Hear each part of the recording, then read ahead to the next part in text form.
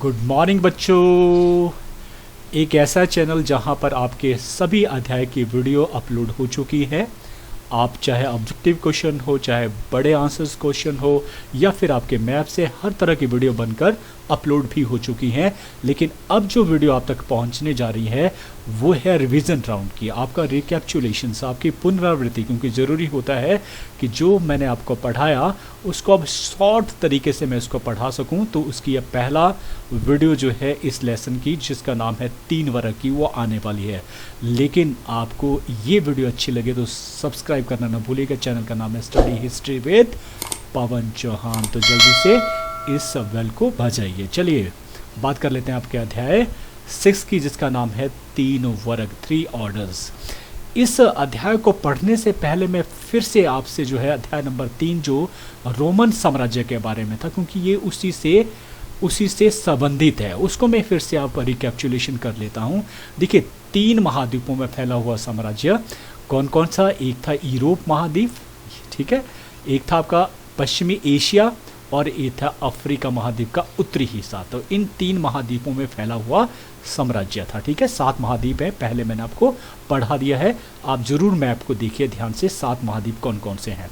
तो 3 महाद्वीप, यूरोप महाद्वीप, पश्चिमी एशिया और आपका अफ्रीका महाद्वीप में फैला हुआ था ये कौन सा साम्राज्य? रोमन साम्राज्य। हुआ क्या कि 285 ईस्वी में डायोक्लिशियन उस समय जो शासक थे, उन्होंने देखा कि इस साम्राज्य को जो है अगर मैं 2 हिस्सों में डिवाइड कर दूं, तो उसने क्या किया, 2 हिस्सों में इसको यहाँ से यहाँ तक जो डिवाइड कर दिया। उसका फ़ायदा क्या कि इससे क्या है कि मैं कम से कम अच्छी शासन व्यवस्था जो दे सकूं, है ना, संभाल सके इस शासन को चलाने के लिए। ऐसा उसने किया।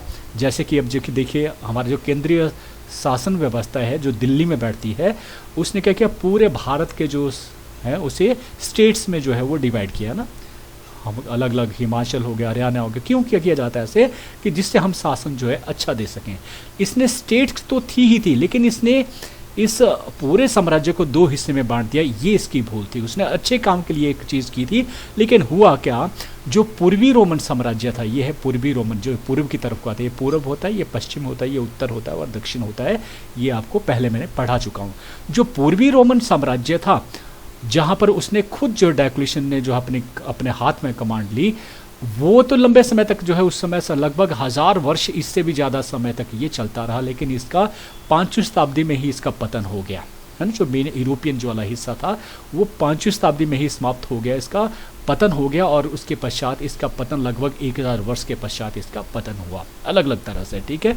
अब जब इसका पतन हुआ तो पतन होने से क्या हुआ कि पतन का मतलब कि राजा जो है इतने कमज़ोर हो गए थे कि अपने शासन को नहीं संभाल पा रहे। इस प्रकार से ये जो है जहाँ से प्रारंभ हुआ था, कहाँ से प्रारंभ हुआ था? रोम। देखिए इटली की राजधानी का रोम, यहीं से ये चला था, फैलता गया, बड़ा होता गया, क्योंकि आगे से आगे जो बच्चे थे जिनके हाथों में जो है वो राज्य चलता गया, साम्राज्य जाता गया, उन्होंने राज्य से साम्राज्य में जो है वो उसको परिवर्तित। योग्य जो बच्चे होते हैं ना, वो अपने व्यापार हो चाहे किसी भी चीज़ को उसको फैलाते हैं ना, बाप से भी ज़्यादा जो है वो तरक्की करते हो। ऐसा रोमन साम्राज्य 3 महाद्वीपों में।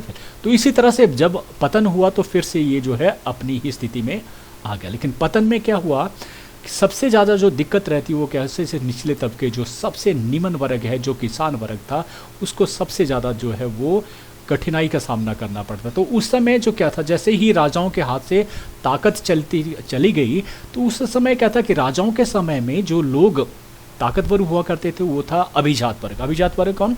जो सेना के बड़े अधिकारी थे या प्रशासनिक जो अधिकारी होते थे, जिनको राजा खुश होकर जो बड़ी बड़ी जागीरें दे देता था। कई गांव उस समय शामिल होते। जागीरें मतलब ऐसी जगह जो कई गांव उसमें शामिल होते थे, है ना। उनको ऊपर जो राज करने का जो है वो या उनसे टैक्स लेने वसूल करने का जो है अधिकार उनको दे देते थे। वही उनकी आय होती थी, है ना। तो ऐसा होता था। तो वो जो लोग थे, जब पतन हुआ था तो वो लोग जो थे वो राजा से ज़्यादा ताकतवर हो गए। उनके हाथ में ज़मीन के अधिकार आ गए, और राजा ने भी देखा कि अब मेरे पास इतनी ताकत नहीं बची है, तो उन्होंने क्या, उन लोगों को ही उन ज़मीनों के मालिक बना दिए। और इस तरह से जो है वो फिर चलता रहा शासन जो है आगे। तो इस व्यवस्था को ही कहा जाता है सामंतवाद। क्या कहा जाता है? सामंतवाद। क्लियर हो गया? तो याद रखना, मैंने सिर्फ इस चीज़ को बताने के लिए कि जो है ये सारी इसी से चीज़ से जो संबंधित है। इसका पतन हुआ और फिर जो रोमन साम्राज्य कमज़ोर होने के जो पतन होता चला गया 9वीं और 16वीं शताब्दी के मध्य में, 9वीं में इसका पतन आरंभ हो गया था, किसका, आपका पूर्वी का भी, और यहाँ पर जो है 5वीं शताब्दी में ही इसका पतन हो गया था। तो जैसे जैसे जो है वो पतन हो रहा था वैसे वैसे जो है जो ताकत थी वो राजा के हाथ से किसके हाथ में आ गई, सामंतों के हाथ में आ गई, और ये पूरा चैप्टर इन्हीं सामंतों के ऊपर जो है वो आधारित है। क्लियर हो गया। अब सामंत मैंने बता दिया आपको कौन होते हैं, जो अभिजात वर्ग था, कुलीन वर्ग था, जो राजा के अधीन जो है बड़े बड़े पदों पर जो है विराजमान व्यक्ति थे, वही जो है क्या कहलाए, सामंत कहलाए। चलिए 3 वर्ग, ये सारा चैप्टर जो है 3 वर्ग के ऊपर निर्धारित है, क्योंकि उस समय जो मध्यकालीन, इसे कहा जाता मध्यकालीन समय, ठीक है, आधुनिक नहीं, ना ही प्राचीन, मध्यकालीन समय उस समय कहा जाता है।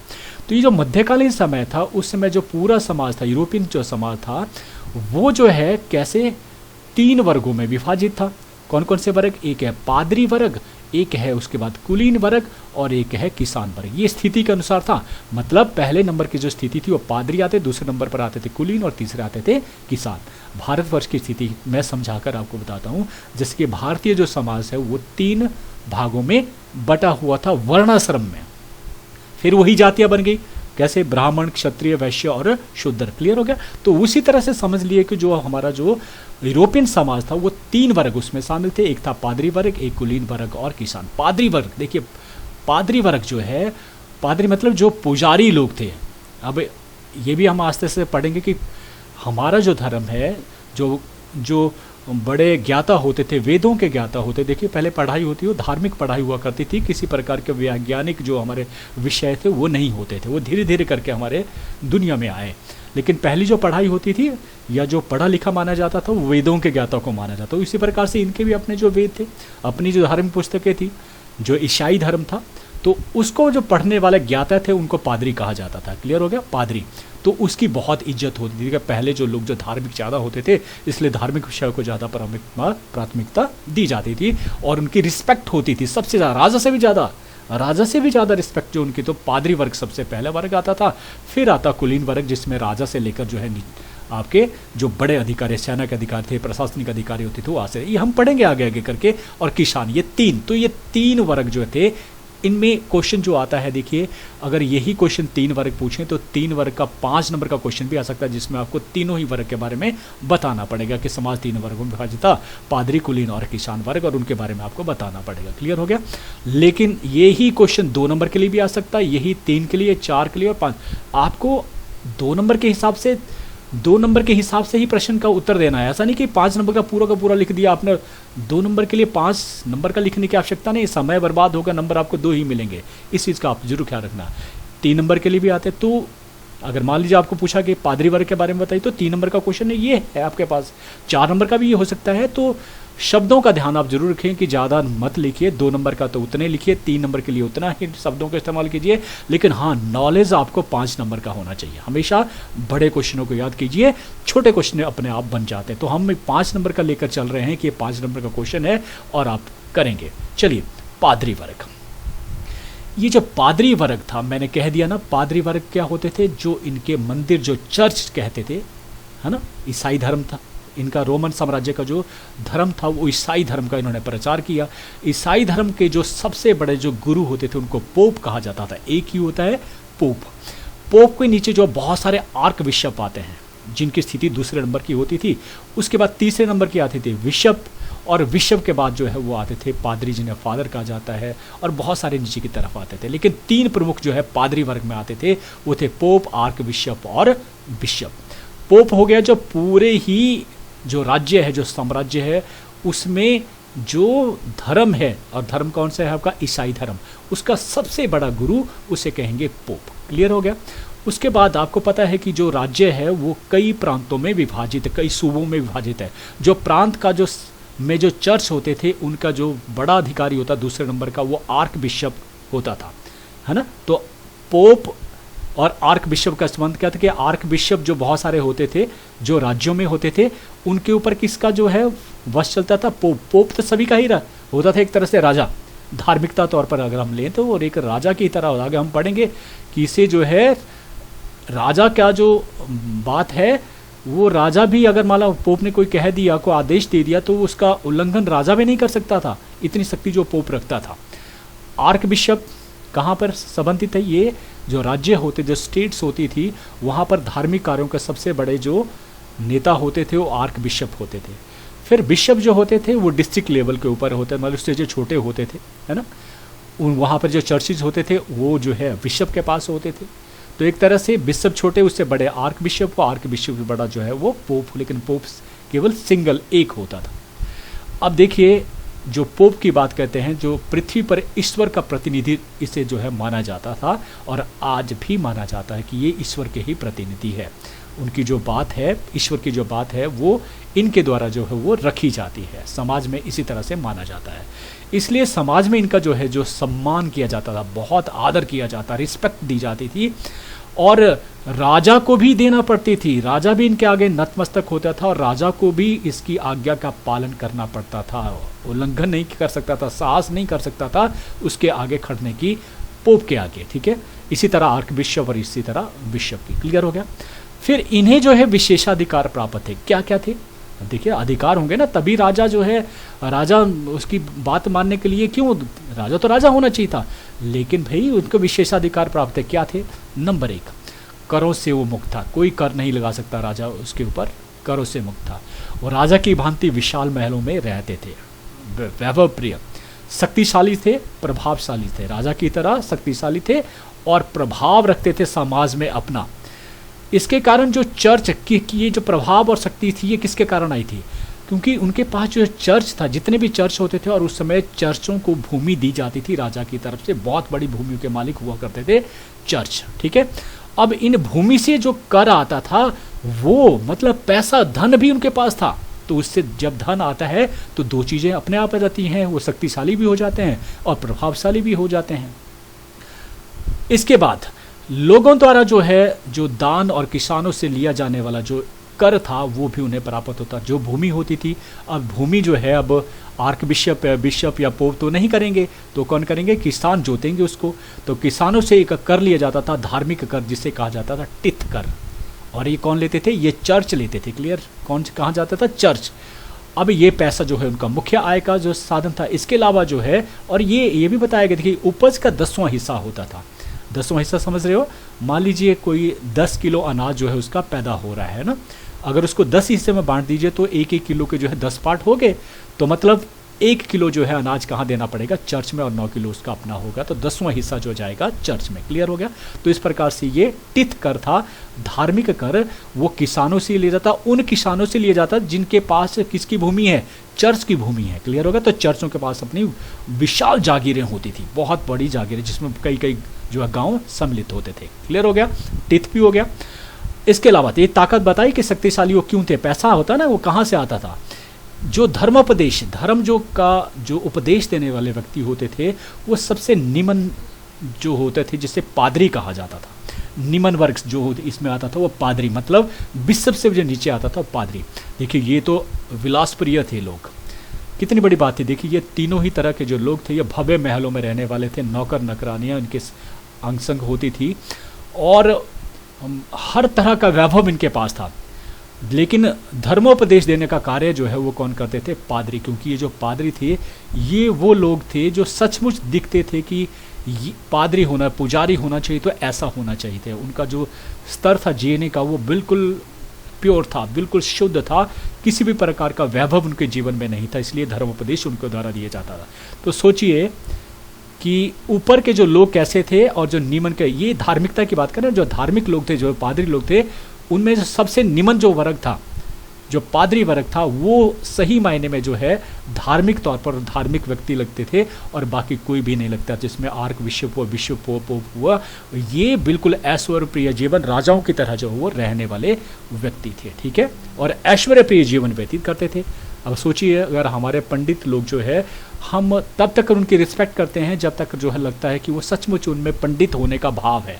जब लगता है कि वो सोने के प्रति आकर्षित हैं, पहनने के प्रति आकर्षित हैं, बड़ी बड़ी लग्जरियस गाड़ियाँ ले रहे हैं, तो वो फिर वो हमारे मन से उतर जाते थे। तो ठीक उसी प्रकार से यहाँ भी पादरी वर्ग में ये लोग वैसे ही थे। ठीक है जी। अब चर्च की कुछ महत्वपूर्ण जो रस्में होती थी, जो कुलीन वर्ग की नकल जो है होती थी।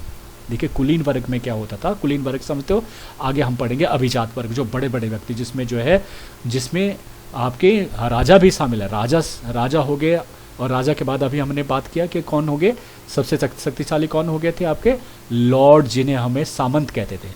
सामंत के आगे जब भी कोई जाता था, जैसे हमारे राजा के पास भी कोई जाता था ना छोटा अधिकारी, तो क्या करते थे, झुक कर सलाम करते थे, है ना। तो वहाँ पर भी इसी तरह की व्यवस्था थी, वो घुटने टेक कर जो है वो नतमस्तक होकर उनके आगे खड़ना होता था, और उनको लॉर्ड कहा जाता था, सामंतों को क्या कहा जाता, लॉर्ड। यही व्यवस्था जो लॉर्ड वाली व्यवस्था थी, क्योंकि भगवान को भी लॉर्ड कहा जाने लगा, ये कहाँ थी सामंतवादी व्यवस्था से ही ये लॉर्ड कहने की, जो घुटने टेक कर बल कर झुकना और परमात्मा के लिए लॉर्ड शब्द का इस्तेमाल करना, ये कहाँ से आया था, इसी व्यवस्था से जो है आया था, सामंतवादी व्यवस्था से आया था। और इसे अपनाने वाले कौन थे, पादरी वर्ग थे। ठीक क्लियर हो गया। तो पादरी वर्ग के बारे में अगर आपको आए तो बड़े आसानी के साथ आप इसको बता सकते हैं। अब आता है दूसरा कुलीन वर्ग, नोबेलिटी जिनको कहा जाता है ना, नोबल पर्सन। इनमें कौन कौन आते थे, अब नोबल में आता था वर्ग के लोग जो प्रशासन के या चर्च या सेना के उच्च पदों पर, अब प्रशासन में सबसे बड़ा कौन होता है, राजा होता है ना, वजीर आते हैं, कोई और आते हैं, चर्च और सेना के उच्च पद। अब चर्च के में भी बड़े बड़े जो लोग थे, जिनके पास पैसा था, धन था, वो और जिनका पद था जो बड़ा था, ये सारे के सारे कुलीन वर्ग में आते थे। ये सारे अमीर व्यक्ति थे, इस तरह से समझिए कि ये सारे रिच आदमी थे। क्लियर हो गया जी। अब इनमें विशेषाधिकार क्या थे, वो भी करों से मुक्त होते थे, ये भी कर नहीं देते थे। देखिए कितनी विडंबना है, जितना भी हम समाज पढ़ते हैं ना, बड़े लोगों से कर मुक्त थे। ये प्राचीन समय में इस तरह की व्यवस्था थी, और जो छोटा वर्ग, जो सबसे गरीब व्यक्ति हो, तो उससे कर लिया जाता था। तो छोटे व्यक्ति से पैसा लेकर जो है ऐश्वर्यप्रिय जीवन व्यतीत करना, यही प्राचीन समय से जो चला आ रहा है और आज भी देखने में आता है।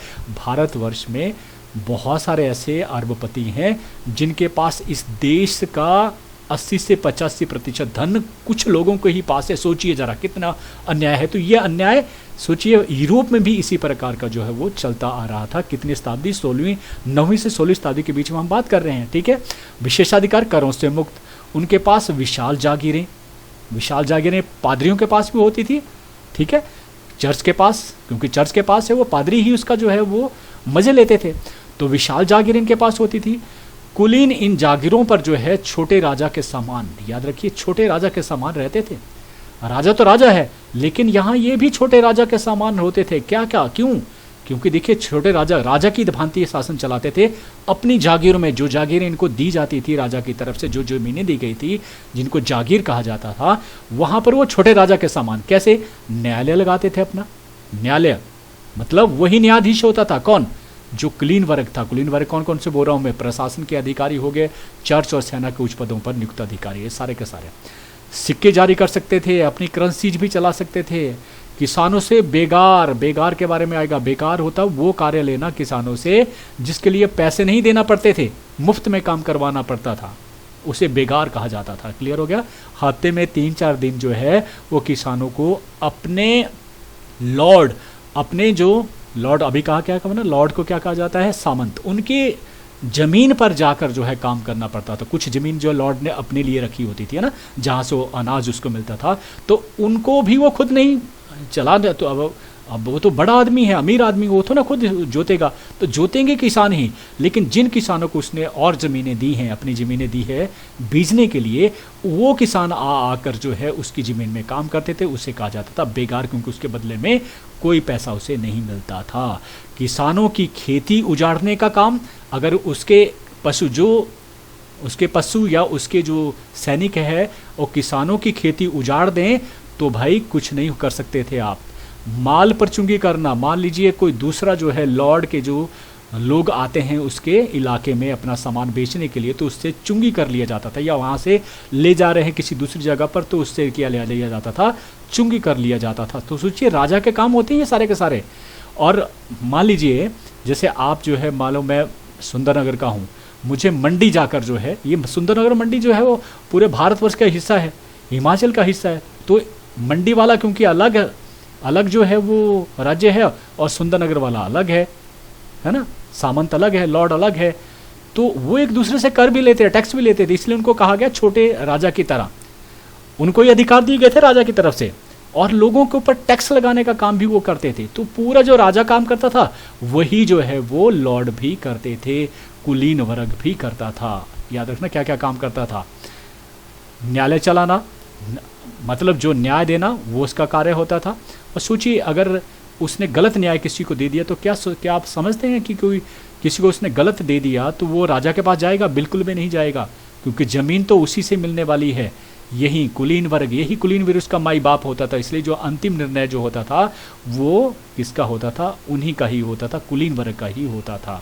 चुंगी लेना, सिक्के जारी करना, बेगार लेना, खेती उजाड़ना, ये सारे काम जो है वो विशेषाधिकार जो उन्हें प्राप्त है। अधिकांश राज्य की जो अधिकांश संपत्ति थी उनके अधीन में थी, क्योंकि राजा ने अपनी सारी जो जमीन थी वो सामंतों के हाथ में बांट दी गई थी। और इस तरह से अधिकांश जो संपत्ति थी वो किसके पास चली गई? सामंतों के पास चली गई, कुलीन वर्ग के पास चली गई। और वह भव्य महलों में रहते थे, पैसा ज़्यादा था और विलासिता का जीवन जो व्यतीत करते थे। यह है कुलीन वर्ग। तीसरा आ गया किसान वर्ग। मैं ज़्यादा समय इसलिए लगा रहा हूँ ताकि आपको अच्छे से समझ आ जाए, ठीक है। किसान, देखिए किसान वो लोग थे जिनकी जनसंख्या जो है 85 से 90%, मतलब अधिकतर हिस्सा जो किसान थे, और ये कुछ ही लोग थे, है ना। तो आज भी यही स्थिति है कि कुछ ही लोगों के पास जो है देश का सबसे ज़्यादा धन उन लोगों के पास है। यहाँ पर 85 से 90% भाग। अब ये इनमें जो है किसान, दो तरह के किसान उस समय थे। एक थे स्वतंत्र किसान और एक थे कृषक दास। बड़े अच्छे से समझ लेना कि स्वतंत्र किसान और कृषक दास में अंतर क्या था। कई बार आ जाता है 3 नंबर के लिए। देखिए स्वतंत्र किसान कौन थे? वो थे, एक तो पहले इनकी जो संख्या थी बहुत कम थी, बहुत कम जो लोग थे वो स्वतंत्र किसान थे। स्वतंत्र किसान, इंडिपेंडेंट किसान कौन होते थे? कि जिनको जो है खुश होकर कभी जो है जो सामंत था या उसके जो दादा थे या उसके बापू थे, उसने जो उसको आज़ाद कर दिया कि जाइए मैं तुम्हें ये ज़मीन देता हूँ, वो इसका मालिक तुम्हें बना देता हूँ, है ना, खुश होकर। तो वो स्वतंत्र थे। लेकिन ये कभी कभार होता होगा किसी के, तो बहुत संख्या इनकी कम थी। फिर भूमि सामंतों से प्राप्त, किंतु इच्छा अनुसार खेती करते। भूमि तो सामंत से ही मिली है, जैसे औरों को मिली है किसानों को, चाहे वो कृषक दास है उसको जमीन कहाँ से देगा? वो सामंत ही देगा, उसको भी सामंत ही देगा। लेकिन जो है जो कृषक दास है वो अपनी मनमानी नहीं कर सकता है, ठीक है। खेती जो सामंत बोलेंगे वो उसको करना पड़ेगी। किस तरह की खेती, गेहूं चलाना है कि चावल करने हैं, वो वही बताएगा। लेकिन यहाँ पर जो स्वतंत्र किसान इसलिए कहा गया क्योंकि वो अपनी इच्छा अनुसार खेती कर सकता था। क्लियर हो गया। और दूसरा, बेगार नहीं देता था। कृषक दास क्या करता था कि हफ्ते में 2 या 3 बार जाकर जो है वो सामंत के खेतों में जाकर काम करता था, जिसे बेगार कहा जाता। लेकिन स्वतंत्र किसान नहीं करता था। हो गया, 2 चीजें होगी। एक तो खेती करने की पूरा जो है उसे स्वतंत्र दे, कौन सी खेती क्या बीजना है वो डिसाइड करेगा। कौन? किसान। बेगार नहीं देगा दूसरे कृषक दासों की तरह। और तीसरा काम क्या था कि उसके ऊपर दासों की तरह प्रतिबंध नहीं थे। जैसे दासों के ऊपर क्या प्रतिबंध था कि वो जो है शिक्षा प्राप्त नहीं, शिक्षा का अधिकार उसे छीन लिया गया था। जितने भी अधिकार उसे छीन लिया, उसका काम था सिर्फ जो है काम करना, है ना। और किसी भी प्रकार के सामाजिक जो बंधन थे उनसे उनको मुक्त रखा गया था। तो प्रतिबंध उनके ऊपर लगाए गए थे। लेकिन इन स्वतंत्र किसानों के ऊपर कोई प्रतिबंध न थे। निश्चित मात्रा में भी, और जो कर दिया जाता था वो भी उसका निश्चित मात्रा, बार बार उसके करों को नहीं बढ़ा सकते थे। तो निश्चित मात्रा में ही सामंतों को वो अपना कर जो है देते थे, जबकि कृषक दासों जो कर लिया जाता था वो बदलता रहता था। ठीक है जी। तो ये स्थिति है स्वतंत्र किसान और कृषक दास। अब कृषक दास इसका उल्टा हो जाएगा, बस यही है। कृषक दास के में इनकी संख्या सबसे ज़्यादा हुआ करती थी। और देखिए इनका जो जीवन था वो नरक समान था। किसके कारण? क्योंकि इनकी स्थिति बिल्कुल बदतर थी, उल्टी थी।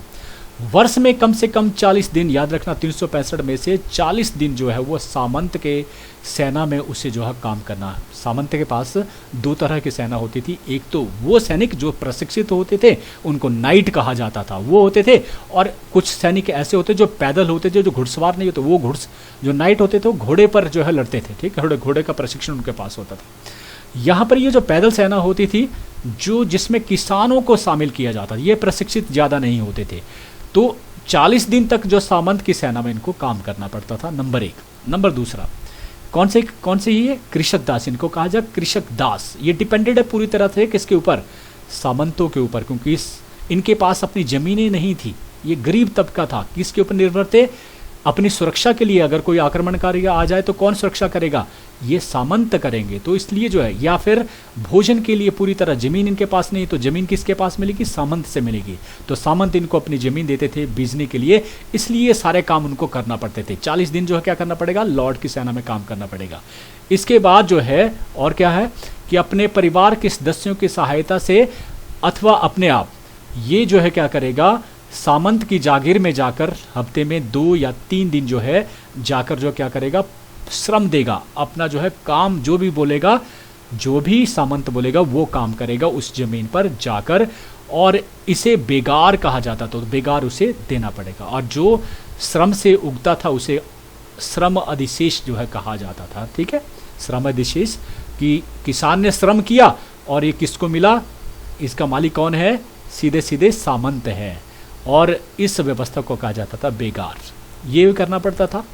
फिर तीसरा, मेनर में जाकर, मेनर कौन सा हुआ? उसका निवास क्षेत्र किसका? जहां पर वो रहता था। कौन? सामंत। उसका जो सामंत रहता था उस जगह को हम बात कर रहे हैं। उस जगह में चाहे सड़कें हो, पुल है, चर्च है, उनकी मरम्मत कराने का काम भी इन्हीं से ही वो लेता था, जिनको उसने अपनी जमीनें दी थी, मतलब कृषक दास से ही लेते थे। खेतों के आसपास अगर बाढ़ लगाने का काम, उसके खेत जो है बाढ़ लगाने का काम है, कहीं भी बाढ़ लगाना है वो करेगा। लकड़ियां रात के लिए जलाने के लिए एकत्रित करना, वो भी पानी भरना, अन्न पीसना, है ना, अनाज को पीसना, दुर्ग की मरम्मत चलाना करना हो, तो ये सारे काम जो है वो किन से लेता था? इन कृषक दासों से ही लेता था। इसके अलावा देखिए आपस में लड़ते रहते, सामंत अपनी जमीनों को लेकर दूसरे के साथ लड़ते जाते थे, और लड़ाई में कई बार क्या होता था? सामंत को पकड़ कर ले गए और उसने दूसरे अपने जेल में उसको डाल दिया। उस स्थिति में क्या करना पड़ता था? इन्हीं किसानों को जो है उसे छुड़ाना भी पड़ता, धन देकर। वो धन मांगता था और तो धन भी उनसे ही लिया जाता था। देखिए राजा को जो है एक और है, राजा को भी एक टैक्स जो है वो, अगर जो है धार्मिक तौर पर अगर उसने जो है जमीन जो है कहाँ से मिली है, अगर उसे मिली है चर्च से जमीन, तो वहां देगा वो कौन सा कर? टिथ कर देगा। और यदि उसने जमीन जो है ली है कहां से? अपने सामंत से लिए है, तो राजा को एक कर भी देगा जिसे टैली नामक कर जो है वो कहा जाता था। क्या नाम कहा जाता है? टैली नामक कर दिया जाता था। ठीक है, टिथ और टैली 2 कर हो गए। टिथ कर कौन सा हुआ? जो धार्मिक कर है, जो चर्च की जमीन अगर आपके पास है तो आप देंगे कौन सा? टिथ कर। अगर आपने सामंत की जो है वो जमीन ले रखी है तो आपको देंगे टैली नामक कर। तो ये कर भी उन्हें देना पड़ता था। और कृषक दास की जो स्त्रियां होती थी या बच्चे होते थे, वो भी सामंतों से अछूते नहीं थे, उन्हें भी जाना पड़ता था। चाहे सूत कातना हो, कौन करती हैं? लेडीज, है ना, धागा बनाना, वस्त्र बनाना, मोमबत्ती का काम करना, मदिरा बनाना, अंगूरी शराब बनाना, ये सारे काम स्त्रियों और बच्चों से लिए जाते थे। किसके लिए? 2 काम की वजह से कि जमीन जो है सामंत से ली हमने बीजने के लिए, अपना गुजारा करने के लिए, अनाज प्राप्त करने के लिए, और उसके बदले में उसी ये सारे कार्य जो है वो करना पड़ते हैं। और इसके बदले में जो सामंत था उसे जमीन भी देता था और सुरक्षा भी देता था आक्रमणकारियों से। इसलिए सारा इस तरह से व्यवस्था स्थापित ही हो गया।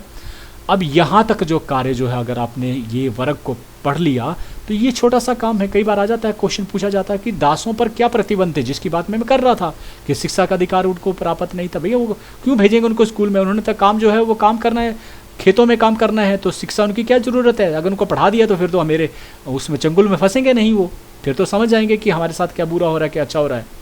अदरवाइज़ तो आप जो है ऐसा ही सोचते हैं ना कि आज तक भारतवर्ष में भी ऐसा ही हुआ कि बहुत सारे लोगों को यही कहा जाता है आज की स्थिति में भी कि भाई तुम्हारे जो कर्म है ना, वो पिछले कर्म तुमने बहुत पूरे किए थे, इसलिए तुम्हें जो हो गलत जगह के ऊपर गरीब घर में आप पैदा हुए हैं, है ना, ये कसूर। लेकिन कसूर कहाँ है? कसूर यहाँ है कि उनको अपॉर्चुनिटी नहीं दी जा रही, उनको पढ़ने का मौका नहीं दिया जा रहा। यही व्यवस्था जो है कहाँ थी? यही व्यवस्था कहाँ थी? यूरोप में थी। तो क्या उनको प्रतिबंध लगाए थे? सामंत की अनुमति के बिना वो जागीर नहीं छोड़ सकता, उस जगह को नहीं छोड़ सकता था। जागीर मतलब अब ये जो लोग हैं कहाँ रहते थे? जागीर की ही जमीन में इनकी झोंपड़ियाँ होती थी। ठीक है, तो ये छोड़ कर नहीं जा सकता वहाँ से, शिक्षा ग्रहण नहीं कर सकता है, चर्च में नहीं जा सकता उपासना के लिए, समय बर्बाद होगा। तुम्हारी जरूरत क्या है? उपासना की जरूरत नहीं है तुम्हें, वो तो हम जाएंगे रविवार के दिन, है ना, चर्च में रविवार के दिन उपासना की जाती है। तो गरीब लोगों को देखिए, हमारे भी नीमन जाति जो शूद्र है उनको भी शिक्षा का अधिकार से वंचित किया गया, उनको भी जो है धार्मिक पुस्तकें पढ़ने से इनकार किया गया। तो ठीक उसी प्रकार से मैं कोरिलेट कर रहा हूँ ताकि आपका समझ जाए स्थिति को। इसी तरह से उनके कृषक दासों के साथ भी किया गया, है ना। तीसरा, पुत्र और पुत्रियों का विवाह अगर आपने करना है तब भी अनुमति किसकी चाहिए? सामंत की चाहिए। बिना उनकी अनुमति से विवाह नहीं कर सकते हैं। फिर सामंतों की चक्की में ही आप जो जो है अपना आटा पीसने के लिए जा सकते हैं, दूसरी जगह नहीं। कृषक दास अपने स्वामी को अत्याचार अगर वो करता है, अगर उनके ऊपर अत्याचार करते, उनको पीटता है, मारता है, हड्डियाँ टूट जाती है, तो इसके लिए वो कहीं भी अपनी गुहार, अपनी अपील नहीं कर सकता, राजा के पास नहीं जा सकता था।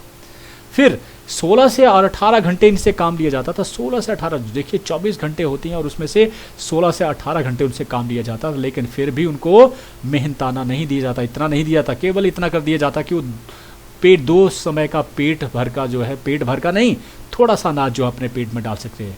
मतलब पेट भर खाना भी नसीब नहीं होता इतना टाइम लेने के बाद भी, 16-18 घंटे काम करने के पश्चात भी। और इस स्थिति में अब क्या था, उनकी जो स्थिति थी वो बदतर थी। अब उनके जो जहाँ वो रहते थे वो गंदी झोंपड़ियाँ थी। देखिए, अगर आपके पास ना 2 पैसे नहीं होंगे, आपके पास साबुन भी नहीं होगा, पैसे नहीं होंगे, तो आप जो चीज़ें अपने लिए ज़रूरत की वो भी नहीं ले पाएंगे। तो आपके शरीर से क्या, बदन से क्या चलेगा ना, बदबू चलेगी। आप घर नहीं बना सकते, वहाँ से पानी गिर रहा होगा, पानी अंदर जा रहा, कीचड़ हो रहा होगा, तो गंदगी अपने आप बन जाती है ना, हिसाब से। तो इसी प्रकार से उनके जो है ना रोशनी की व्यवस्था थी, ना गंदे पानी की निकासी की व्यवस्था थी।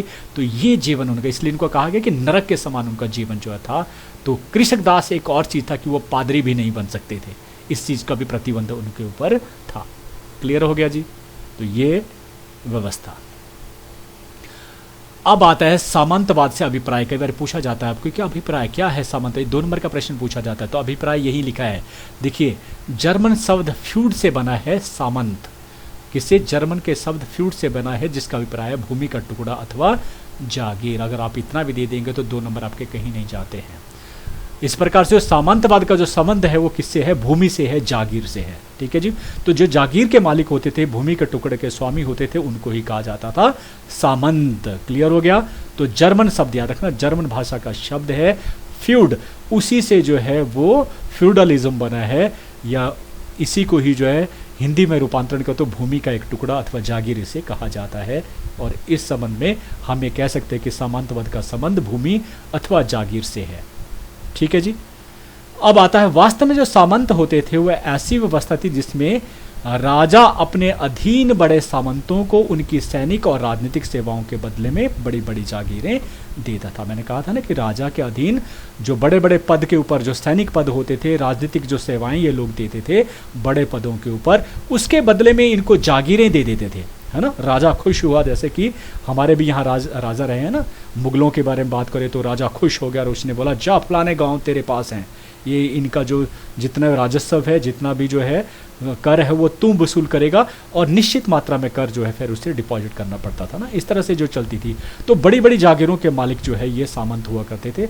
और ये बड़े सामंत आगे जो है छोटे, इन्होंने क्या किया, फिर अब ये बड़े हो गए कुछ टाइम के बाद, तो उन्होंने क्या किया, और अपने से आगे जो है वो दूसरे को ठेका दे दिया, सामंत खड़ा कर दिया अपने से छोटा सामंत कि तुम ले भाई इसका ठेका। और वो इस तरह से देखिए ना, ऐसे ही है कि मान लीजिए मुझे जो है सरकार ने जो है वो दिया कि जाओ आपने जो है मंडी से सुंदरनगर तक का जो है वो ये जो इलाका है, यहाँ पर जो सड़कें हैं उसका जो है इतने करोड़ का ठेका है, आप जो है बनाएंगे, है ना। अब मैंने क्या किया, मैं चाहता हूँ कि मैं बैठे बैठे जो है पैसे कमाना चाहता हूँ, तो मैंने क्या किया, फिर से ओपन टेंडर किया, लोगों को जो सूचना दी कि भाई कौन सा ऐसा ठेकेदार है जो है यहाँ पर ये काम कर सके हैं। और मान लो उसने 2 करोड़ उसको दिए थे, उसने कहा कि कौन जो है कम से कम कर सकता, तो कोई आ गया कि उसने बोला मैं 1 करोड़ में कर दूंगा, तो उसने क्या किया, उसको दे दिया, है ना। तो बड़ा ठेकेदार ने छोटे ठेकेदार को दे दिया और पैसा भी कमा लिया। 2 करोड़ उसने सेंट्रल गवर्नमेंट से लिया और उसको दिया 1 करोड़, काम वही करना था, और 1 करोड़ में काम करने वाले बैठे बैठे 1 करोड़ को उसने कमा लिया। तो ठेकेदार कौन हुआ, सामंत। तो बड़ा जो ठेकेदार हुआ सामंत, और छोटे सामंत भी एक समय के बाद जो है वो आगे से आगे, ठीक है, उनका कार्य जो है बड़े सामंतों का कार्य जो छोटे सामंत जो उन्होंने संभाल लिया, ठीक उसी प्रकार से। तो इस प्रकार सामंतवादी जो व्यवस्था थी वो भूमि पर ही आधारित था, भूमि पर ही आधारित था। राजा ने जमीन दी किसको दी, बड़े सामंतों को दी, और बड़े सामंत ने उसको छोटे सामंतों की दी, फिर उसने आगे जो है वो किसानों की दी, या उसके नाइटों को दी, जो उनके जो सेना के अधिकारी थे उनको दी। तो इस प्रकार से ये सारा जो जो सामंतवादी व्यवस्था थी वो किसके ऊपर आधारित थी? भूमि के ऊपर आधारित थी, भूमि के स्वामित्व के ऊपर आधारित थी। अब आता पूछा भी जाता भी सामंतवाद के उदय के कारण क्या? 3 नंबर का क्वेश्चन पूछा जा सकता है, ये भी 3 नंबर के लिए आ सकता है, 2 के लिए भी आ सकता है। तो भाई क्या कारण था? नंबर 1 समझ लेना इस बात को, बहुत इंपॉर्टेंट, समय की मांग। भाई उस समय स्थिति कुछ ऐसी थी कि ये सामंतवादी व्यवस्था होनी ही थी। कैसे? रोमन साम्राज्य का पतन मैंने पहले ही बता दिया था। रोमन साम्राज्य का पतन के बाद क्या था कि स्थिति क्या हो गई थी? अराजकता वाली हो चुकी थी, अशांति फैल गई थी। सोचिए हमारी गवर्नमेंट जो है, जो सेंट्रल गवर्नमेंट चलती है, जिसे मोदी जी चला रहे हैं, अगर ये व्यवस्था फेल हो जाती है तो क्या होगा? लोगों को पर पकड़ नहीं होगी, लोग क्या करेंगे? चोरी डकैती करेंगे और बहुत उद्यम मचाएंगे, अराजकता का वातावरण हो गया। तो सबसे ज़्यादा दिक्कत किसको आएगी? जो सबसे कमज़ोर है। कमज़ोर कौन होगा? जो किसान होगा, जो कृषक दास होगा, उनको दिक्कत आएगी, क्योंकि उनको लूट लिया जाएगा। जो बड़े लोग हैं वो अपनी प्रभुसत्ता, उनके पास हथियार भी होंगे, बचा लेंगे अपने आप, लेकिन छोटे लोगों को लूट लिया जाएगा। तो ऐसा ही हुआ रोमन साम्राज्य के पश्चात जो है, किसके साथ? किसानों के साथ। तो इस स्थिति में अब जो सामंत थे, जिनके पास अपने दुर्ग भी थे, अस्त्र शस्त्र भी थे, उनको जो है उनको जो है राजा के लिए जरूरी हो गया था ये व्यवस्था उनके हाथ में दे दी जाए समय रहते, अगर बचाना है थोड़ा बहुत अपने आप को। तो इस प्रकार से इन लोगों ने इस व्यवस्था को, समय की मांग थी कि इनके पास जो है ये जमीन चली गई, राजा ने उनको बांट दी और इस प्रकार से अपना शासन जो था वो चलाना शुरू किया। क्लियर हो गया? तो इस प्रकार से ये समय की मांग हो। दूसरा, ऐसा ना करते तो शायद व्यवस्था नहीं चल सकती थी, है ना। फिर दूसरे, राजाओं के लिए आवश्यक, राजाओं के लिए तो आवश्यक था ही, क्योंकि राजाओं के पास अपनी सेना शक्ति नहीं थी, उनके पास अपनी सेना नहीं थी, तो इसी प्रकार कैसे नियंत्रण वो स्थापित कर सकते थे? तो जो स्थानीय अधिकारी, जब उनके पास सेना नहीं थी राजा के पास, तो क्या हुआ? इस स्थिति में क्या थे? उनको जो अधिकारी थे वो अपनी मनमर्जी करने लगे, लोगों को लूटने लगे, है ना, उनके ऊपर जुल्म करने लगे। तो इस समस्या का हल करने का, जो लूट मार थे, चोर डकैतियाँ हो रही थी, उससे बचने के लिए उसने क्या किया? राजा ने अब दूर देश के, जो प्रदेश के, जो नज़दीक के, जो हो सकता है कि राजा के अधीन जो नज़दीक के क्षेत्र है उनके ऊपर तो राजा भी रख सकता है नियंत्रण, लेकिन दूर दराज के जो क्षेत्र थे, वहाँ जहाँ अराजकता फैल रही थी, उन क्षेत्रों को उसने क्या कर दिया? सामंतों को जो है वहाँ का राजा बना दिया, छोटे राजे बना दिए, वहाँ के सामंतों को दे दिए, उनको मालिक बना दिए गए और इस प्रकार से जो शासन व्यवस्था को कायम किया। क्लियर हो गया? तो ये 2 कारण थे सामंतवाद के उदय के कारण। क्लियर हो गया? मुझे लगता है ये अब तक आपको समझ आ जाना चाहिए। अगर आ गया है तो चलिए अब कुछ क्वेश्चंस हैं वो मैं आपसे पूछ लेता हूं। देखते हैं। पहला, मध्यकालीन यूरोपीय समाज डैश वर्गों में बंटा हुआ था। कितने वर्ग थे? बिल्कुल सही कहा, 3 वर्ग में विभाजित था। प्रथम वर्ग में डैश, प्रथम वर्ग में कौन आता है? बिल्कुल सही कहा, वो थे आपके पादरी, और दूसरे वर्ग में आते थे कुलीन, और तीसरे वर्ग में कौन थे? वो था कृषि, मतलब जो किसान संबंधित वो आते हैं। फिर आता दूसरा, प्रथम वर्ग में डैश आर्कबिशप और डैश सम्मिलित थे। प्रथम वर्ग में पोप, आर्कबिशप और बिशप सम्मिलित थे। बिल्कुल सही कहा। तीसरा, यूरोपीय समाज की कुल जनसंख्या का डैश प्रतिशत से डैश भाग किसान थे। जनसंख्या का डैश प्रतिशत, याद कीजिए मैंने लिखवाया था आपको, वो थे 85% से लेकर 90% जो किसान, जो सबसे ज़्यादा उस समय जनसंख्या के थे। फिर चौथा, कृषक दास को वर्ष में कम से कम कितने दिन सामंत की सेना में कार्य करना? 40 दिन को सही कहा। पांचवा ये रहा, वो राजा को डैश नामक कर देता था जिसका कोई निश्चित दर नहीं। राजा को कौन से दिया जाता था? राजा को दिया जाता टिथ या टैली नामक कर। बिल्कुल सही कहा, टैली नामक कर दिया जाता जिसको कोई निश्चित मात्रा नहीं थी, जबकि टिथ की थी। टिथ की क्या थी? 1/10 हिस्सा। चर्च किसानों से डैश नामक कर देता था और कुल उपज का डैश भाग। अभी मैंने आपको बताया चर्च किसानों से कौन सा लेता था? वो था टिथ नामक कर और वो 10वां भाग होता था। 7वां, सामंतवाद जर्मन शब्द डैश से बना है। कौन सा शब्द था? फ्यूड। बिल्कुल कहा, फ्यूड, और इससे अभिप्राय है भूमि का एक टुकड़ा अथवा जागीर। 8वां, डैशवीं शताब्दी में अनेक कारणों से सामंतवाद का पतन हो गया।